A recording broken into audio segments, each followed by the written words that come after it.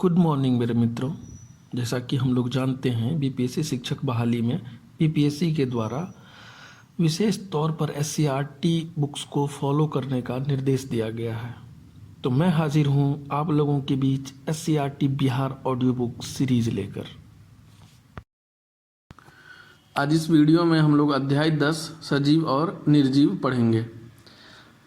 अपने चारों ओर पाए जाने वाली विभिन्न वस्तुओं के विषय में सोचिए तथा उन्हें निर्जीव एवं सजीव के समूहों में बांटिए। कुछ प्रकरणों में हमारे लिए यह आसान होगा। उदाहरणतः हमारे घर की कुर्सी अथवा मेज जैसी वस्तुएं निर्जीव है। निर्जीव न तो चल सकते हैं, न बोल सकते हैं और न ही ऐसी समस्याओं को महसूस कर सकते हैं जिन्हें हम महसूस कर सकते हैं। हम जानते हैं कि कुर्सी, मेज, पत्थर अथवा सिक्का सजीव नहीं है। विश्व के सभी मानव तथा गाय, घोड़ा, बंदर, कुत्ता, बिल्ली, गिलहरी, कीट जैसे सभी जंतु सजीव हैं। हमें कैसे पता चलता है कि कोई वस्तु सजीव है? कभी कभी यह निर्णय करना बहुत सरल नहीं होता। हम कहते हैं कि पौधे सजीव हैं,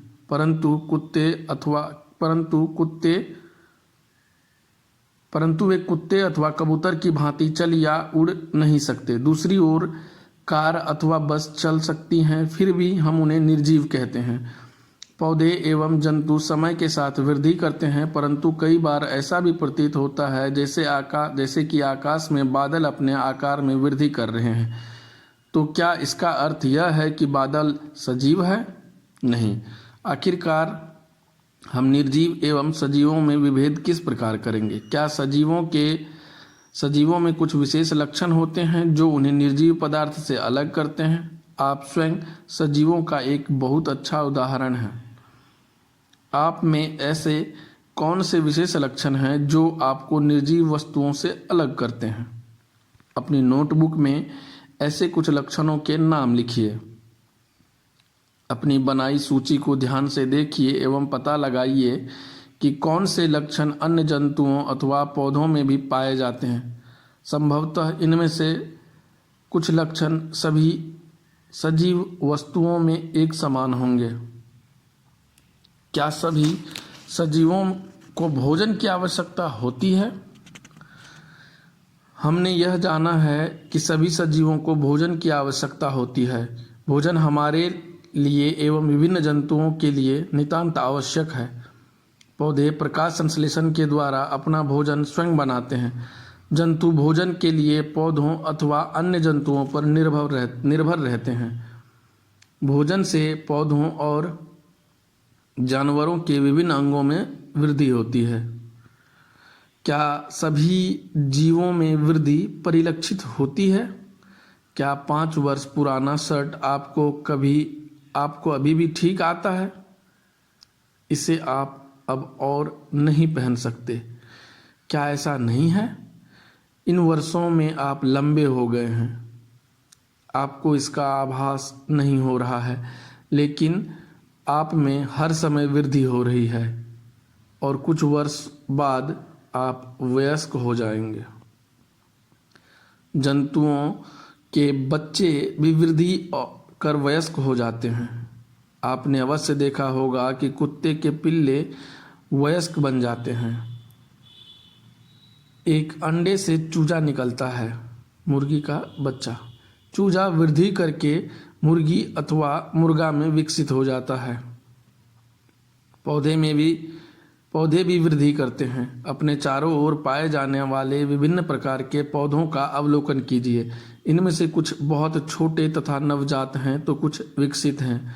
ये सभी वृद्धि की विभिन्न स्थितियों में हो सकते हैं। कुछ दिनों और सप्ताह के बाद पौधे को देखिए।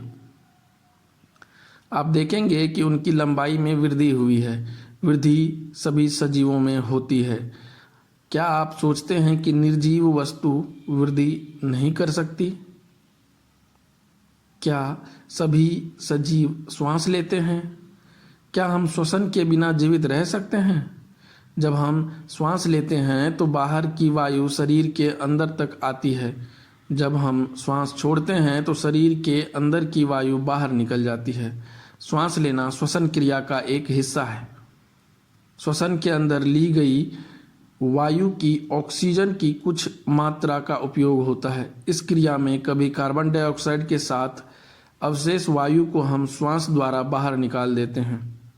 गाय, भैंस, कुत्ता तथा बिल्ली जैसे कुछ जंतुओं में श्वसन क्रिया मनुष्य की तरह ही होती है। इनमें से किसी भी जंतु का विश्राम की अवस्था में अवलोकन कीजिए तथा उसके पेट की गति पर ध्यान दीजिए। यह मंद गति उसके श्वास लेने और छोड़ने की क्रिया को दर्शाती है। श्वसन सभी सजीवों के लिए आवश्यक है।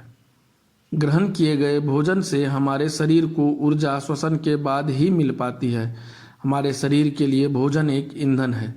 शरीर के अंदर किए गए भोजन का ऑक्सीजन के सहायता से दहन होता है, जिससे हमारे शरीर को जीवित रखने की एवं कार्य करने के लिए ऊर्जा मिलती है।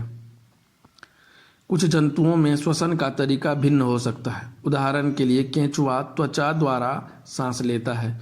मछली कैसे सांस लेती है? मछली के गलफड़े होते हैं, जिसकी सहायता से वह जल में घुली वायु से ऑक्सीजन शोषित कर लेती है। क्या पौधे भी श्वसन करती हैं? पौधे की श्वसन क्रिया में गैसों का विनिमय मुख्यतः उनकी पत्तियों द्वारा होता है। पत्तियां सूक्ष्म रंध्रों द्वारा वायु को अंदर लेती है तथा ऑक्सीजन का उपयोग करती है। वह कार्बन डाइऑक्साइड वायु में निष्कासित कर देती है। हम जानते हैं कि प्रकाश की उपस्थिति में पौधे वायु की कार्बन डाइऑक्साइड का उपयोग भोजन बनाने के लिए करते हैं तथा ऑक्सीजन छोड़ते हैं। पौधे केवल दिन के प्रकाश की उपस्थिति में ही भोजन बनाने की प्रक्रिया में ऑक्सीजन निष्कासित करते हैं, जबकि श्वसन क्रिया दिन और रात दोनों समय निरंतर चलती रहती है। भोजन बनाने की प्रक्रिया में निष्कासित ऑक्सीजन की मात्रा पौधे द्वारा श्वसन में उपयोग की गई ऑक्सीजन की अपेक्षा बहुत अधिक होती है, जो मानव और जंतु के लिए काफ़ी लाभदायक है। क्या निर्जीव वस्तुएं श्वास लेती है? आपको क्या लगता है? क्या सभी सजीव उद्दीपन के प्रति अनुक्रिया करते हैं? जब आप नंगे पैर टहल रहे होते हैं और आपके पैर में अचानक ही किसी कांटे अथवा नुकीली वस्तु पड़ जाए, तो आप किस प्रकार की अनुक्रिया करेंगे? जब आप अपने प्रिय व्यंजन को देखते हैं अथवा उसके विषय में सोचते हैं, तो क्या अनुभव होता है? आप अंधेरे स्थान से अचानक तेज धूप में आते हैं तो क्या होता है? आपकी आंखें स्वतः ही कुछ क्षण के लिए बंद हो जाती हैं, जब तक कि वे तेज प्रकाश के लिए अभ्यस्त नहीं हो जाती। आपका प्रिय व्यंजन, तेज प्रकाश एवं कांटा आदि बाह्य वातावरण में होने वाले परिवर्तन हैं, जिनके प्रति ज्ञानेंद्रियां अनुक्रिया करती हैं। क्या दूसरे जंतुओं में भी उद्दीपन के प्रति अनुक्रिया होती है? खाना देते समय जंतु या पशु के व्यवहार को ध्यान से देखिए। क्या वे भोजन देखते ही अचानक अधिक सजग नहीं हो जाते? जब आप एक चिड़िया की ओर कदम बढ़ाते हैं तो वह क्या करती है? जब जंगली जानवरों पर तीव्र प्रकाश डालते हैं तो वे भाग खड़े होते हैं। इसी प्रकार यदि रात्रि में आप रसोई घर में बल्ब जला देते हैं तो कॉकरोच अचानक अपने छिपने के स्थान में भाग जाते हैं। क्या आप जंतुओं में उद्दीपन के प्रति अनुक्रिया के कुछ और उदाहरण दे सकते हैं? क्या पौधे भी उद्दीपन के प्रति अनुक्रिया दर्शाते हैं? कुछ पौधों के पुष्प केवल रात्रि के समय ही खिलते हैं। कुछ पौधों के पुष्प सूर्यास्त के बाद बंद हो जाते हैं। छुई मुई के पौधों की पत्तियां छूने पर अचानक सिकुड़ जाती हैं। यह पौधों में उद्दीपन के प्रति अनुक्रिया के कुछ उदाहरण हैं। क्रियाकलाप 1। एक कमरे की खिड़की जिससे दिन के समय धूप आती हो के पास एक पौधे का गमला रखिए। कुछ दिनों तक पौधे को नियमित जल देते रहिए। क्या यह पौधा खुले स्थान पर रखे पौधे की तरह सीधे ऊपर की ओर वृद्धि करता है? यदि यह सीधा वृद्धि नहीं करता तो ज्ञात कीजिए यह किस ओर मुड़ता है। आपके विचार में क्या यह किसी उद्दीपन के प्रति अनुक्रिया है? जिन जंतुओं के सिर पर स्पर्शक होते हैं वे स्पर्श दबाव, ध्वनि, गंध, प्रकाश, तापमान, नमी आदि के प्रति संवेदनशील होते हैं। अंधे व्यक्ति स्पर्श से पहचान कर लेते हैं। सजीवों में उत्सर्जन। हमारे शरीर में विभिन्न प्रक्रियाओं के फलस्वरूप विषैले एवं दूषित पदार्थ बनते रहते हैं। ऐसे दूषित पदार्थ मूत्र के साथ हमारे शरीर से निकाल दिए जाते हैं। इसे उत्सर्जन कहते हैं। इसी प्रकार पौधों में भी उत्सर्जन देखा जा सकता है। पेड़ों में अपशिष्ट पदार्थ छाल के नीचे जमा होता है, जो छाल के फटने से बाहर निकल जाता है। पेड़ की सूखी पत्तियों के गिरने के साथ अपशिष्ट पदार्थ का निष्कासन होता है। क्या सभी सजीव प्रजनन करते हैं? क्या आपने कभी कबूतर अथवा किसी अन्य पक्षी के घोंसले देखे हैं? वे घोंसले में अंडे देते हैं। कुछ अंडे प्रस्फुटित होते हैं तथा उनसे छोटे छोटे बच्चे बाहर निकल आते हैं। जंतु प्रजनन द्वारा अपने सदृश संतान उत्पन्न करते हैं। भिन्न भिन्न जंतुओं में प्रजनन का ढंग अलग अलग होता है। कुछ जंतु अंडे देते हैं जिनसे शिशु निकलते हैं। कुछ जंतु शिशु को जन्म देते हैं। पौधे भी प्रजनन करते हैं। जंतुओं की तरह पौधे में भी प्रजनन के भिन्न भिन्न तरीके होते हैं। बहुत से पौधे बीजों द्वारा प्रजनन करते हैं। पौधे बीज उत्पादित करते हैं। हम उन्हें अंकुरित करके नए पौधे उगा सकते हैं। कुछ पौधे बीज के अतिरिक्त अपने कायिक भागों द्वारा भी नए पौधे उत्पन्न करते हैं। उदाहरण, आलू की कलिका वाले भाग से नया पौधा बनता है। गुलाब, आम, लीची आदि के पौधे कलम द्वारा भी उगाए जाते हैं।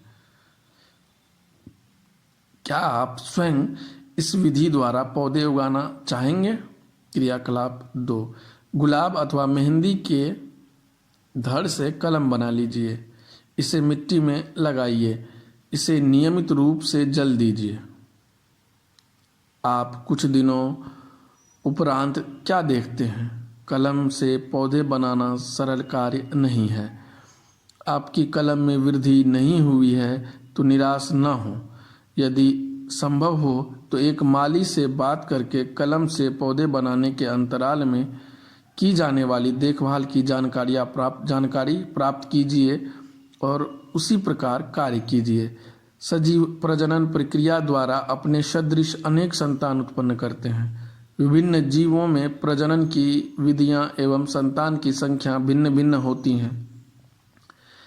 क्या निर्जीव भी संतान उत्पन्न करते हैं? क्या सभी सजीव गति करते हैं? हमने जंतुओं में गति के विभिन्न तरीकों की चर्चा की थी। वे एक स्थान से दूसरे स्थान तक जाते हैं तथा उनके शरीर में अन्य प्रकार की गति भी दिखाई देती है। पौधों के विषय में क्या विचार है? क्या वे गति करते हैं? पौधे सामान्यतः भूमि में जकड़े रहते हैं, अतः वे एक स्थान से दूसरे स्थान तक नहीं जाते। परंतु विभिन्न पदार्थ जैसे कि जल, खनिज एवं संश्लेषित खाद्य पदार्थ पौधे के एक भाग से दूसरे भाग में संवहित होते हैं। क्या आपने पौधों में अन्य प्रकार की गति भी देखी है? पुष्पों का खिलना एवं बंद होना। क्या आप याद कर सकते हैं कि कुछ पौधे विभिन्न उद्दीपनों के प्रति किस प्रकार की अनुक्रिया करते हैं? लाजवंती या छुई मुई के पौधों को छूने मात्र से उसकी पत्तियां सिकुड़ जाती हैं। सूर्यमुखी फूल सूरज की ओर ही खिलता है। अवलोकन कीजिए। हम कुछ निर्जीव वस्तुओं को भी गति करते देखते हैं। बस, कार, कागज का छोटा टुकड़ा, बादल तथा अन्य कुछ वस्तुएं इसके उदाहरण हैं। क्या इसकी गति सजीवों की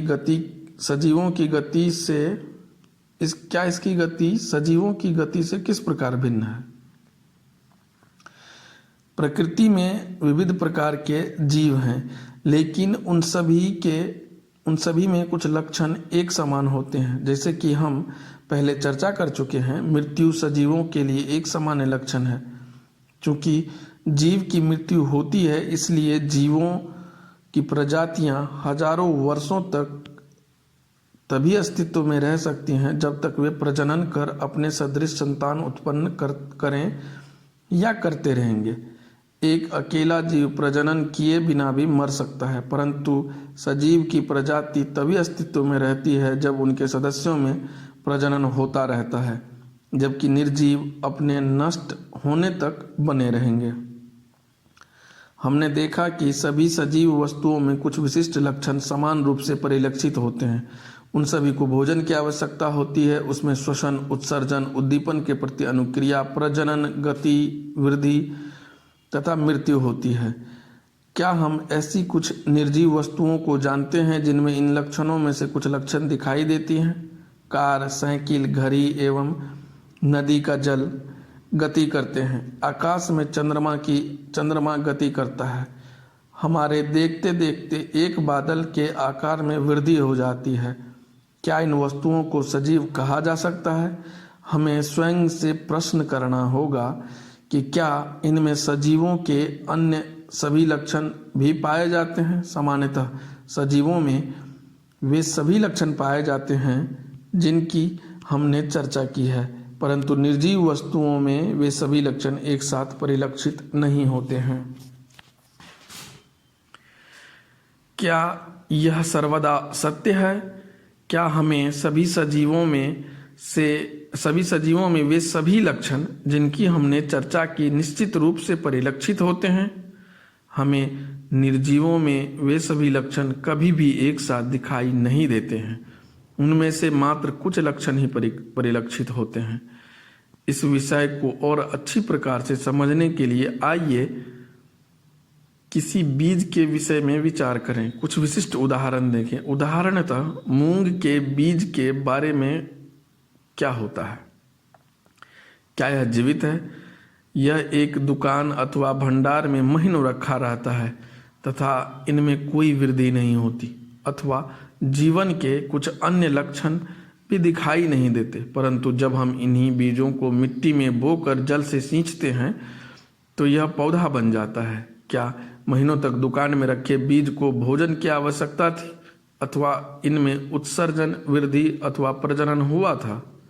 हमने देखा कि कुछ ऐसे भी उदाहरण हैं जब हम सरलता से नहीं कह सकते कि उनमें सजीवों के सभी लक्षण परिलक्षित होते हैं जिससे इन्हें सजीव कहा जा सकता। इसे ही सुषुप्तावस्था कहते हैं। फिर जीवन क्या है? मक्के या गेहूं की बोरी में अपना हाथ डालिए।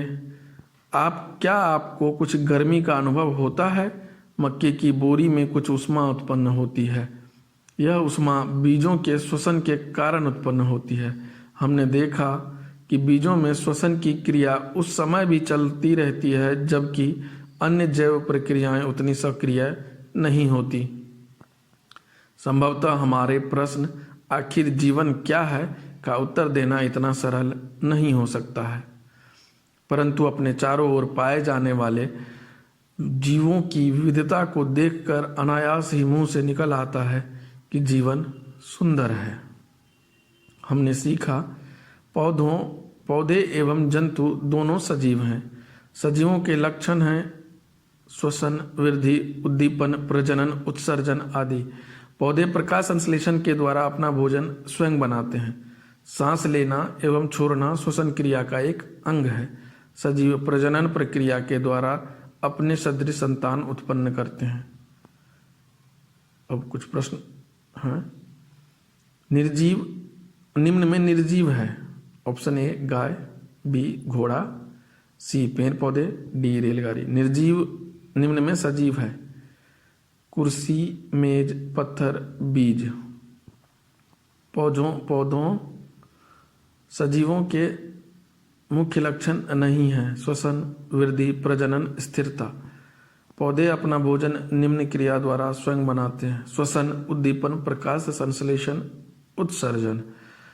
निम्न किस पौधे की पत्तियां छूने पर अचानक सिकुड़ जाती हैं? गुलाब, गुड़हल, छुई मुई या मेहंदी। और इस तरह समाप्त होता है हमारा चैप्टर नंबर 10। दोस्तों, अगर मेरा प्रयास आप लोगों को उपयोगी लग रहा तो प्लीज़ हमारे चैनल को सब्सक्राइब करें ताकि आने वाले वीडियोज़ की नोटिफिकेशन आपको मिलती रहे। और हाँ, जाते जाते वीडियो को लाइक भी करते जाइए। तो फिर मिलते हैं इस सीरीज़ के अगले भाग में। तब तक खुश रहिए, मस्त रहिए। जय हिंद।